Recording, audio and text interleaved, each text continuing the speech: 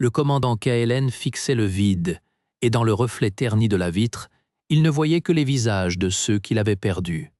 Leurs murmures couvraient le ronronnement étouffé du Lazarus, ce vaisseau de sauvetage au système fatigué.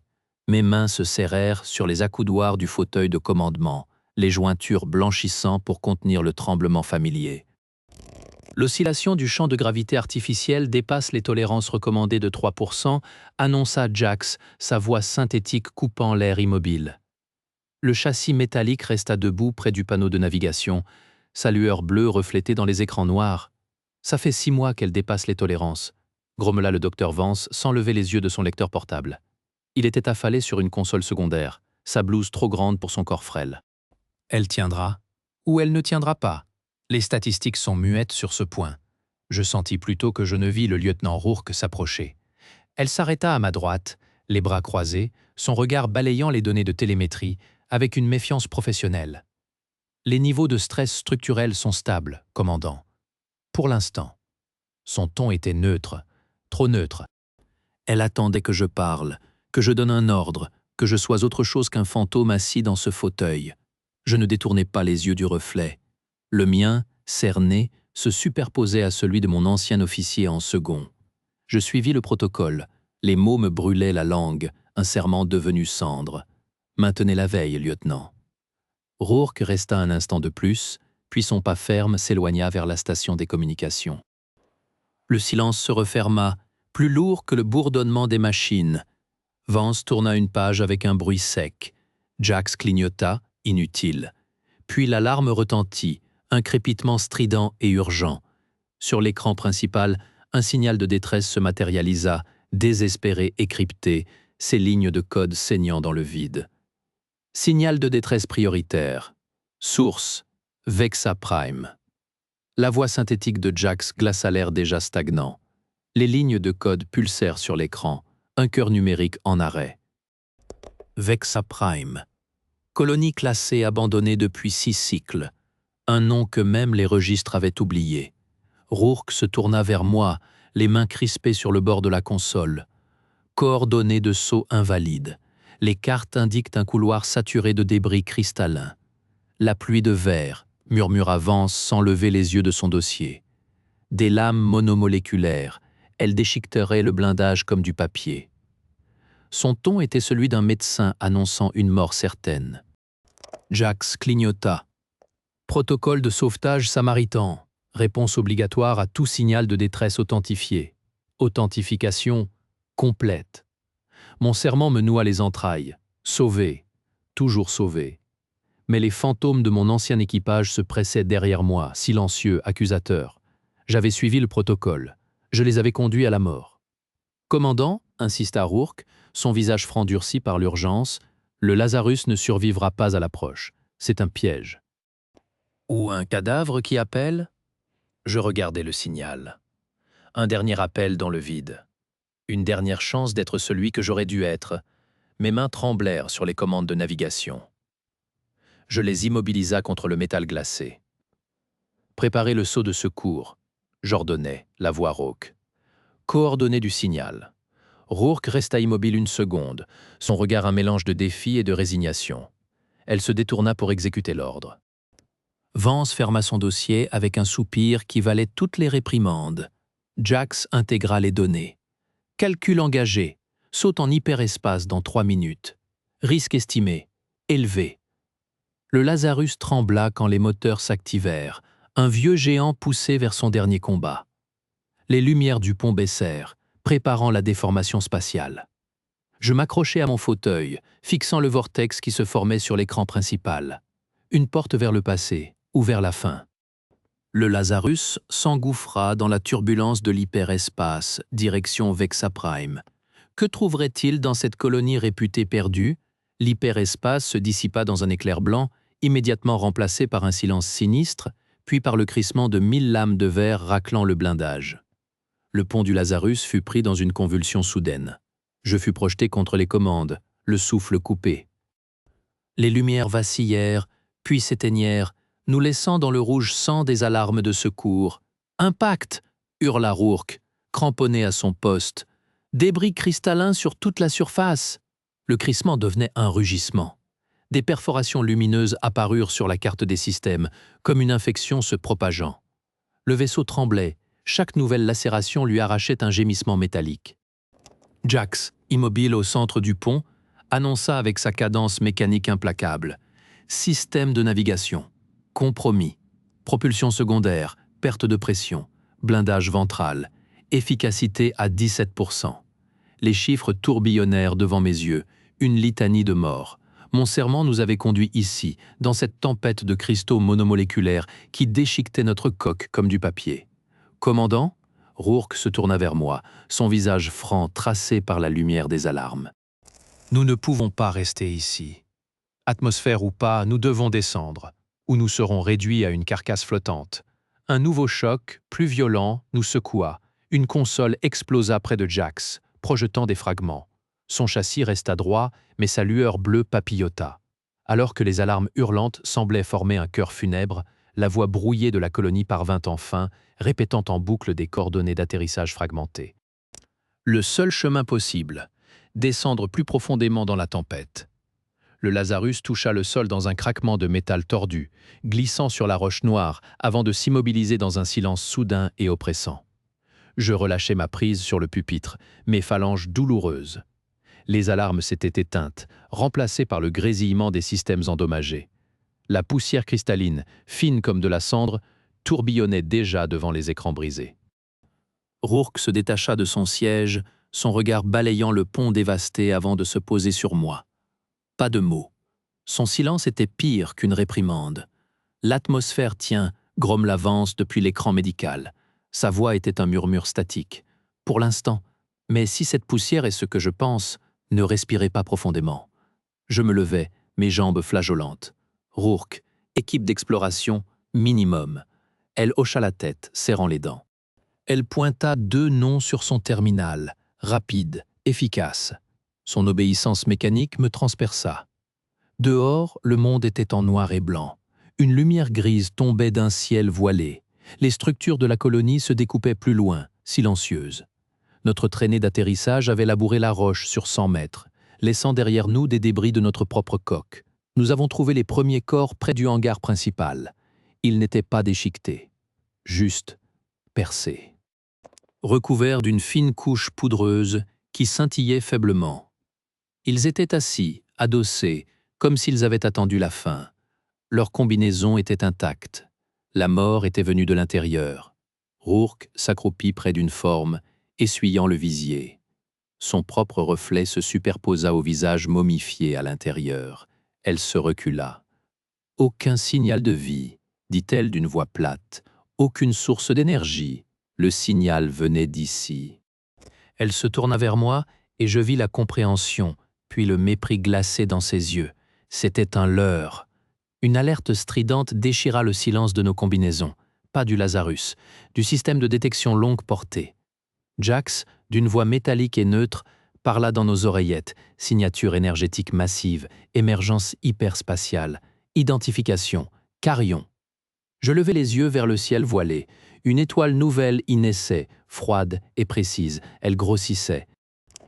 Les canons du vaisseau pirate, déjà en phase de charge, se verrouillèrent sur notre position. Les canons du caryon s'alignèrent sur le Lazarus comme des doigts accusateurs. Kaelen sentit le mépris de Rourke, plus brûlant que toute alarme. Emplacement confirmé, orbite de blocage. La voix synthétique de Jax résonna sur le pont ravagé. Des câbles pendaient du plafond, l'odeur de l'ozone brûlé et de la peur stagnait. Leur armement principal est verrouillé, les boucliers du Lazarus sont à 12%.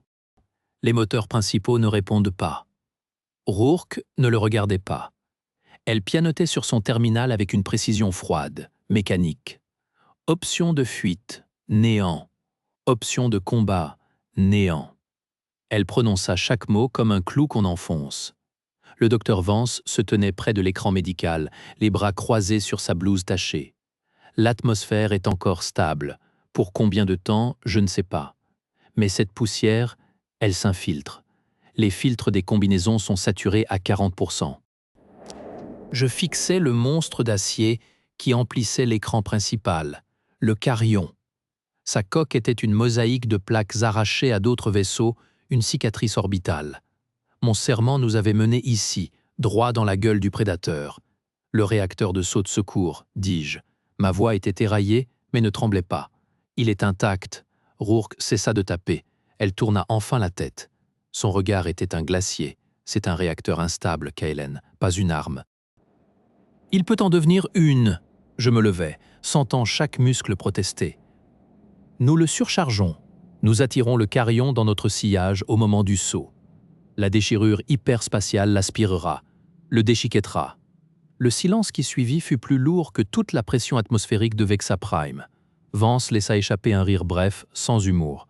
Un tir de barrage nous réduirait en poussière avant même que vous n'initiez la séquence. Pas s'ils veulent le butin. Je soutins le regard de Rourke. Elle y cherchait la folie, le désespoir. Elle n'y trouva que de la certitude du prix à payer. Quelqu'un doit rester pour déclencher la séquence manuellement depuis la salle des machines, et pour les convaincre de s'approcher, de vouloir nous aborder. Sa mâchoire se serra. Elle comprit tout de suite. Tous au poste, ordonnai-je, ma voix étrangement calme. Nous allons donner au charognard un dernier festin. Le Lazarus s'éleva dans un gémissement de métal torturé, traçant un chemin de fuite trop lent, trop évident, vers le cœur de la tempête. Jax, sa voix synthétique striée de parasites, annonçait les distances. Vaisseau pirate à 3 km et se rapprochant. Signature énergétique des canons en charge. Je vis le carillon dans le viseur, une tache d'encre sur le gris perpétuel du ciel. Il se déplaçait avec la confiance d'un prédateur flairant la faiblesse. Exactement comme prévu. « Rourke, tenez-vous prêt à la soute de secours » dis-je, les yeux rivés à l'écran. Elle ne répondit pas. Elle se contenta d'un hochement de tête, raide, avant de quitter le pont. Son silence était une lame. Vance la suivit, lançant un dernier regard autour de lui, comme pour mémoriser l'endroit où il avait perdu tant de patients. Puis ce fut mon tour. Les couloirs du Lazarus résonnaient de plaintes nouvelles. La pression chutait. L'air sentait l'ozone brûlé et la poussière froide de Vexa Prime. La salle des machines était un enfer étroit, baigné de la lueur rouge des alarmes. Les conduits du noyau FTL palpitaient faiblement, comme un cœur mourant. Jax m'y attendait, connecté à un terminal. Séquence de surcharge verrouillée sur commande manuelle. La probabilité de rupture du continuum localisé est de 97%. La probabilité de survie de cette section du vaisseau est de 0,2%. Merci pour la précision, Jax. C'est mon protocole. À l'écran de contrôle, le carillon avait verrouillé son grappin d'abordage. Un impact sourd ébranla la coque. Ils étaient là. La voix de Vex crachota dans le com. Fin de la récréation, Kaelen. Ouvrez les sas et vous mourrez vite. Résistez et... Je coupai le son. Le silence fut un bienfait. Mes doigts ne tremblaient pas sur le panneau. C'était étrange. La peur avait cédé la place à un calme minéral, le même que l'on trouve au fond d'un gouffre. Je n'avais plus à choisir. Le choix avait été fait des kilomètres plus haut, lorsque j'avais vu le signal. Tout ceci n'était que la conclusion. J'actionnai la séquence. Le noyau FTL hurla. Une vibration monstrueuse monta des entrailles du vaisseau, un grondement qui faisait sauter les rivets et vrillait les os. Les écrans devinrent blancs, saturés d'énergie brute. Par le hublot blindé, je vis le carillon, si proche maintenant, ses sacs grands ouverts comme une gueule avide. Puis la lumière le dévora. Ce ne fut pas une explosion, mais une déchirure. L'hyperespace contraint et tordu dans un volume trop restreint se rebella. Une bulle de réalité alternative, instable et fatale, engloutit la proue du Lazarus et le flanc entier du carillon. Le métal du vaisseau pirate ne fondit pas. Il se désagrégea, se déplia en lambeaux impossibles aspirés dans un vortex miniature d'un bleu électrique. J'entendis, ou crus entendre, un craquement suprême, le son d'une coque qui cède d'un seul coup. Le Lazarus fut projeté comme un jouet. L'alarme de dépressurisation hurlait. Le plancher se déroba. Je m'écrasai contre une paroi, le souffle coupé. Jax, toujours soudé au terminal, émit une série de bips stridents avant que sa lumière oculaire ne s'éteigne. Quand le monde cessa de tournoyer, le silence était presque total. Seul le grésillement des circuits mourants. Par le hublot, Le ciel était vide. Où le carillon se tenait, il ne restait qu'un nuage de débris fins, scintillant brièvement avant d'être balayé par les vents de cristaux. Le sacrifice était accepté. Je me traînais jusqu'au couloir. La lumière d'urgence éclairait par saccades la silhouette de Rourke. Elle était revenue. Elle me regarda, les traits durs, couverte de la poussière grise tombée des gaines éventrées. Elle ne dit rien. Elle tendit simplement la main. Je l'acceptai. Sa poigne était ferme. Elle me hissa et pour la première fois, son regard croisa le mien sans ce voile de glace. Il n'y avait ni pardon, ni approbation. Seulement la reconnaissance froide d'une dette payée. Vance apparut derrière elle, son kit médical à la main. Il m'examina d'un œil critique, puis hocha la tête vers l'arrière du vaisseau. La chaloupe est opérationnelle, l'atmosphère se dégrade, mais elle tiendra le temps de l'évacuation. Nous nous déplaçâmes dans les ruines du Lazarus, un cortège silencieux. Le vaisseau n'était plus qu'une épave, sa colonne vertébrale brisée, son cœur arraché. Il avait tenu sa promesse. Une dernière fois. À l'entrée de la soute de secours, je m'arrêtai. Je posai une main sur la paroi froide du couloir, murmurant un adieu au vieux vaisseau, avant de tourner les yeux vers les survivants qu'il devait maintenant conduire, non plus en commandant, mais en homme parmi eux. La chaloupe de secours était un cocon de métal et de lumière artificielle, un refuge fragile dans le vent cristallin de Vexa Prime. Rourke pilotait, avec une concentration silencieuse, ses mains parcourant les commandes, comme si elles étaient des extensions de sa volonté. Vance surveillait les scanners, son visage empreint d'une fatigue profonde mais vigilante. Jax, réactivé depuis une unité de sauvegarde portable, projetait sa lueur bleue intermittente sur un panneau de diagnostic. Je regardais par le hublot. Les débris du carillon étaient maintenant dispersés, une constellation de métal mort orbitant autour de la colonie abandonnée. Le Lazarus, notre ancien vaisseau, reposait à demi enfoui dans la roche, sa silhouette brisée témoignant du prix de notre survie. La poussière cristalline, toujours présente, formait des tourbillons argentés autour de l'épave. Les filtres de la chaloupe sont à 85% d'efficacité, annonça Jax. La contamination externe est minimale. La poussière cristalline semble perdre sa virulence à distance de la colonie. Vance se tourna vers moi. Elle agit comme un agent invasif biologique. Elle pénètre les systèmes de filtration, s'accumule dans les tissus et provoque une cristallisation interne. Les colons. Ils sont morts parce que la poussière a transformé leurs organes en structures de silice. Il marqua une pause. Nos combinaisons nous ont protégés, mais pas complètement. Nous devons être examinés dès que nous atteindrons une station médicale. Je hochai la tête. Le danger était passé, mais ses traces demeuraient. Contact établi avec la flotte de patrouille, déclara Rourke, sa voix enfin détendue d'une tension millimétrique. Ils ont confirmé la destruction du carillon. Le capitaine Vex et son équipage sont considérés comme disparus. Les débris sont trop dispersés pour récupérer des corps. Le nom de Vex ne provoqua aucune émotion. Il était devenu une abstraction, une menace éradiquée. Le charognard avait été englouti par la même déchirure qu'il avait cherché à exploiter.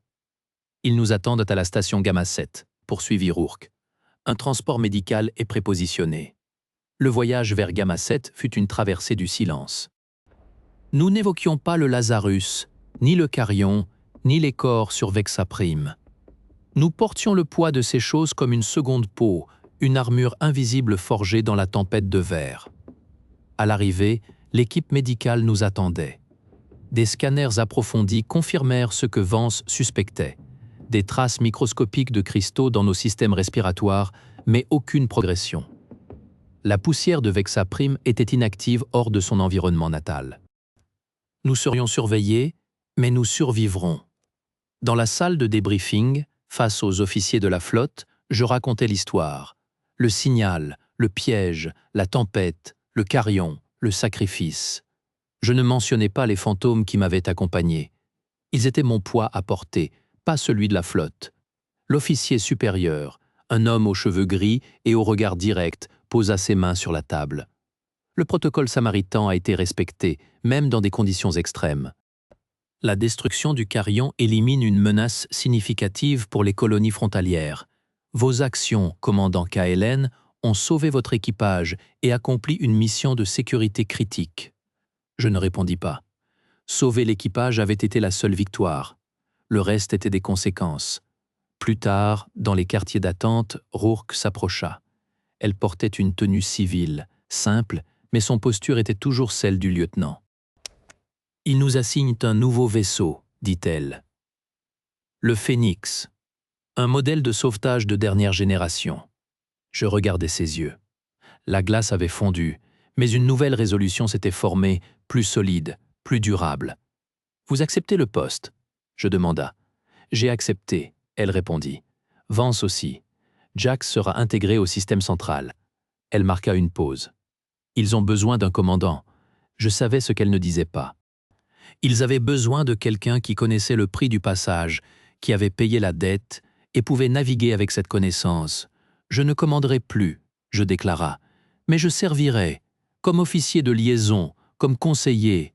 Le Phénix aura besoin de quelqu'un qui comprend les fantômes, sans être dirigé par eux. » Rourke inclina la tête. C'était une acceptation, un nouveau commencement. Vance rejoignit notre conversation, portant une tasse de café synthétique. « Les analyses sont terminées. Nous sommes propres. La poussière est un souvenir maintenant. » Il sourit, un geste rare et fragile. « Le Lazarus nous a donné une dernière leçon.